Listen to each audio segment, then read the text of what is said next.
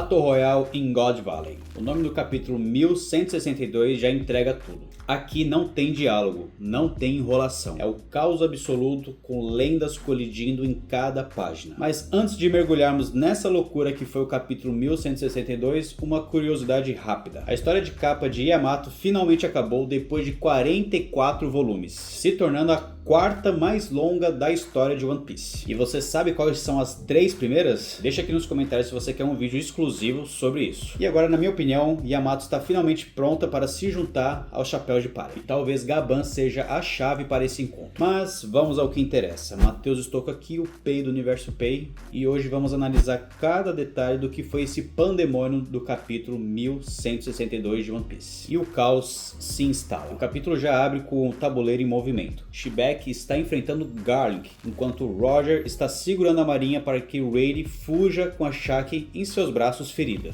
Os piratas Rocks decidem mudar de plano e decidem agora ir atrás dos tesouros, já que atacar Rayleigh pode ferir ainda mais a Shaki. Em meio a essa aqui a gente corta para Kuma e Ivankov. Eles conseguem encontrar o primeiro depósito onde estão as Akumas no Mi. Ivankov com a Wow no Mi e Kuma com a Nikyu no Mi. Mas a alegria deles dura pouco. Lilin aparece de surpresa e arranca a fruta das mãos de Ivankov. E em um ato de puro desespero, Kuma engole a sua fruta para que Lilin não a roube também. E quando você acha que a situação não poderia ficar mais maluca, Kaido surge das sombras e sem um pingo de piedade, acerta sua clava com tudo na cara da Lilin e abocanha a Wow no Mi no ar, despertando então o ódio da futura Yoko. Cara, e como se não bastasse, do nada o Marco aparece no capítulo. Ele aparece chutando o rosto do Kill, membro dos Piratas Rocks. E aqui eu preciso fazer uma pausa. Sinceramente, essa informação me pegou muito de surpresa. Aqui Marco com possivelmente a sua própria tripulação muito antes do Barba Branca.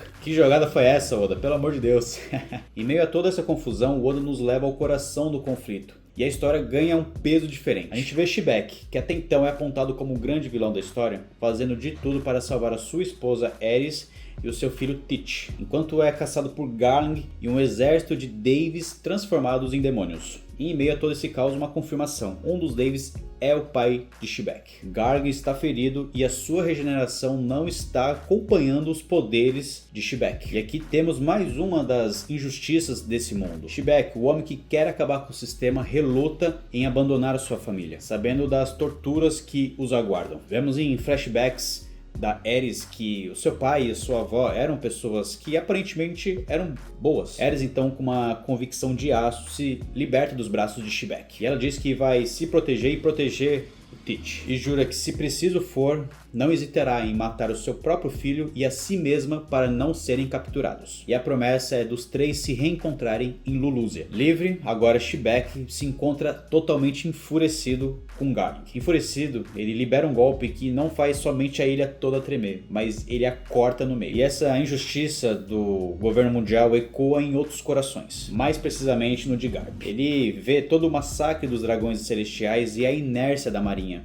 e ele fica enojado com essa cena. Ele chega até a questionar o Sengoku se o mesmo sabia de toda essa tradição dos dragões celestiais. E o mesmo admite que quem reporta esse tipo de tradição simplesmente some do mapa. Em meio a olhadas frias à população pedindo socorro, Garp se questiona: o que é justiça numa ilha onde o bom senso deixou de existir? Saturno está ali observando tudo o que está acontecendo na ilha. E então Imu o chama, e uma presença esmagadora toma conta de toda a ilha. Raios negros começam a cortar os céus, e Shibek, Garp e Roger logo percebem uma presença monstruosa. A cena volta para Shibek, que acabou de aniquilar Garling, numa cena que exala aura. Então ele se vira para a nova ameaça. E ele não está sozinho. Newgate se junta a Shibek com um sorriso no rosto. Vindo de longe, uma figura, Kaido em sua forma dragão. E ele está pronto para testar os seus novos poderes. Enquanto isso, Roger sorri, vivendo uma das suas maiores aventuras. E Garp encara a figura com um olhar mortal. A criatura é Saturno, na sua forma demônio-aranha. Porém, agora ele está fundido com Imu. Newgate então pergunta a Shibek o que é essa coisa. E Shibek prontamente responde: aquilo representa o mundo. Fim do capítulo. Esse final me deixou com algumas questões gigantescas na mesa. O primeiro foi o medo do Saturno. Enquanto ele está conversando com o Imu, ele cita o medo da destruição fazer algo novo nascer. Porém, ao falar isso, ele está lembrando das palavras de Kuma, onde ele diz que quer salvar o máximo de pessoas possíveis. E aqui, será que ele temia o jovem bucaneiro se unir ao Shibek? Fica a questão no ar. Segundo os níveis de poder, Shibek e Garp estavam no ápice. Eles eram os mais fortes da ilha. Porém, Roger ainda não mostrou tudo do que é capaz. E agora é o momento certo para isso. Em terceiro, o objetivo final de Shibek. Shibek tem como objetivo final acabar com Imu-sama, o ser que representa o mundo. E então chegou essa hora. Mas será que veremos Garp se unindo aos piratas e enfrentando Saturno e Imu-sama? Bom, as teorias ficam para vocês responderem aqui nos comentários. Mas a pergunta que mais ficou na minha cabeça foi o que Saturno estava temendo que fez Imu-sama ter que interferir na batalha. Eu agradeço você que ficou até aqui, não se esqueça de se inscrever no canal e ativar o sino para não perder as próximas análises.